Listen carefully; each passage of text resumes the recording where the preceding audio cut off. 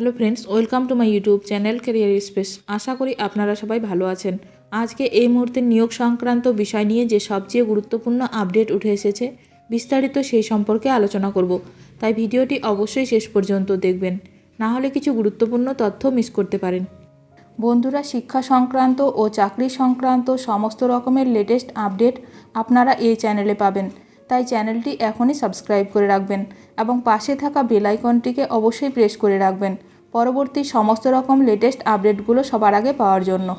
আরও 500 শূন্যপদে নিয়োগ করবে রাজ্য, মিলেছে ছাড়পত্র, হবে লিখিত পরীক্ষা। ভালো খবর চাকরি প্রার্থীদের জন্য, নতুন করে কলকাতা পুলিশে 500 জন হোমগার্ড নিয়োগ করা হবে। সোমবার নবান্ন থেকে এই নিয়োগ সংক্রান্ত একটি ছাড়পত্র লালবাজারে এসে পৌঁছেছে। সব কিছু ঠিক থাকলে নতুন অর্থবর্ষের গোড়াতে এই নিয়োগ প্রক্রিয়া শুরু হবে বলে জানা গেছে। কলকাতার পুলিশ কমিশনারকে পাঠানো এই ছাড়পত্রে জানানো হয়েছে, নতুন 500 হোমগার্ড নিয়োগের ক্ষেত্রে 10% পদ কলকাতা পুলিশ এবং রাজ্য পুলিশে কর্মরত সিভিক ভলেন্টিয়ারদের জন্য সংরক্ষিত থাকবে।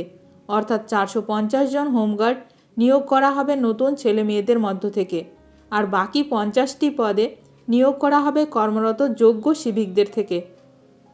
জানা যাচ্ছে, আবেদনপত্র জমা নেওয়ার পর প্রাথমিক ঝাড়াই বাছাইয়ের পর যোগ্য প্রার্থীদের 60 নম্বরের একটি লিখিত পরীক্ষায় বসতে হবে।